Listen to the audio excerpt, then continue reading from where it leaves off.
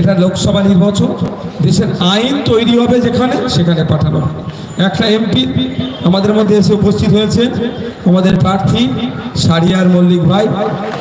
আপনারা 20 তারিখে ভোট আছে, খাম চিহ্নে ভোট দিয়ে তাকে পার্লামেন্টে পাঠাবে। আর এসে পৌঁছেছেন আমাদের হাসান ভাই, জেলার দায়িত্বে একজন আছেন। তো বন্ধুগণ, আমাদেরকে আগে জানতে হবে একটা এমপির কাজ কি, ভূমিকা কি, সেটা আগে জানতে হবে। আমার পূর্বে এখানে বিদায়ী এমপি তৃণমূল কংগ্রেসের প্রার্থী অনেক বড় বড় কথা বলে গিয়েছে। আমি তার মতো অত বড় অ্যাডভোকেট নয়, যদি অ্যাডভোকেট কি তাই নিয়ে প্রশ্ন আছে। Former justice of Calcutta high court তিনি সরাসরি বলেছেন কল্যাণবাবুর নাম নিয়ে তিনি কোথা থেকে ল পাস করেছেন তার সার্টিফিকেটটা দেখাতে। আমি সার্টিফিকেট দেখতে চাইছি না তার কাছে, কিন্তু তিনি অনেক কথা বলে গিয়েছেন। আমি প্রথম তার কাছে একটা বার্তা দিতে চাই, তার দলে এখানে কর্মী সমর্থক ভাইরা আমার যারা বন্ধু বান্ধবী তারা তৃণমূল করে এখানে যারা আছেন, তাদের মাধ্যমে বার্তা দিতে চাই, তিনি 3 বারের এমপি, অর্থাৎ তিনি 15 বছর ধরে এই শ্রীরামপুরের এমপি হয়ে আছেন। 1 বছরে 5 কোটি টাকা একটা এমপি ল্যাডে ডেভেলপমেন্টের জন্য আসে। তার মানে 5 বছরে 25 কোটি, 25 ইন্টু 3 75 কোটি টাকা কল্যাণবাবু কোথায় কোথায় খরচ করেছেন, তার এক্সপেন্স কোথায় করেছেন, এক্সপেন্ডিচারটা জনমানুষে তুলে ধরা হোক। তারপরেই কল্যাণবাবু এখানে এসে ফুরফুরার মানুষের কাছ থেকে, শ্রীরামপুরের মানুষের কাছ থেকে চতুর্থবারের জন্য ভোট চাইবে। এমপির কাজটা কি আগে আমাদেরকে জানতে হবে।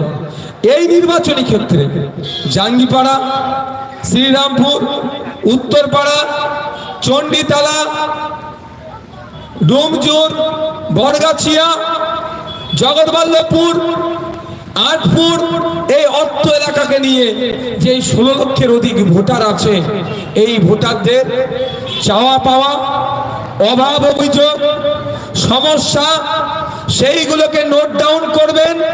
নোট ডাউন করে দেশের যেখানে আইন তৈরি হচ্ছে সেখানে গিয়ে জানাবেন। আর ওখানে যারা সংখ্যাগরিষ্ঠতা নিয়ে থাকবেন, যাদের এমপি সংখ্যা বেশি, যারা সরকার পক্ষে থাকবেন, যারা রুলিং পার্টিতে থাকবেন, তাদের কাজ হচ্ছে আপনি এদিকে চলে আসুন, আমরা এদিকে চলে আসুন, তাদের কাজ হচ্ছে সেটাকে নোট ডাউন করে যেই সমস্যাগুলো আছে সেগুলো সমাধান করবে।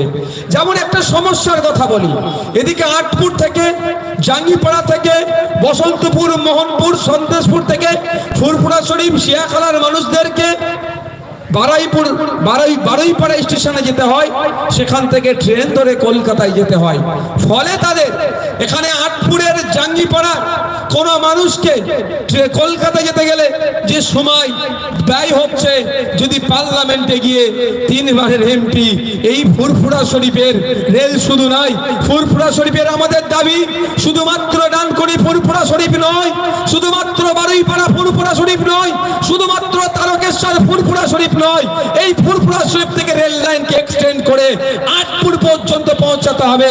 এই দাবিটা পার্লামেন্টে গিয়ে আমাদের 3 বারের এমপি কতবার বলেছে। আমরা ভরসা করে, আমরা আশা রেখে ভোট দিয়ে পার্লামেন্টে পাঠালাম যে আমরা এখানকার ভোটার, আমাদের দুর্দশার কথা পার্লামেন্টে গিয়ে উনি বলবেন। আমাদের দুর্দশার কথা বলা তো দূরের কথা, আমাদের সমস্যাকে সমাধান করা তো দূরের কথা, উপরন্তু তিনি সেখানে গিয়ে উপরাষ্ট্রপতিকে নিয়ে খিল্লি করতে ব্যস্ত হয়ে গেলেন। বন্ধুগণ, আমাদের দাবি ছিল ফুরফুরা শরীফের রেল হোক। এই রেলের কথা বলার জন্য ফুরফুরা শরীফের মানুষেরা, শ্রীরামপুরের মানুষেরা তাকে পার্লামেন্টে ভোট দিয়ে পাঠালো। তিনি রেলের দাবি তো দূরের কথা, ওখানে গিয়ে খিচিমেডি ফটো আর ব্যঙ্গ করতে কাজে লেগে আছেন। এটার জন্য তাকে পাঠাইনি আমরা, এই কাজটা তার নয়। তার কাজ ছিল, আপনারা ফুরফুরা শরীফের মানুষ, আপনাদেরকে জানতে হবে, আপনাদেরকে অনেক জানানো হয়নি, শুধুমাত্র ডানকুনি ফুরফুরা শরীফ রেল লাইনের জন্য এই বরাদ্দ হয়নি।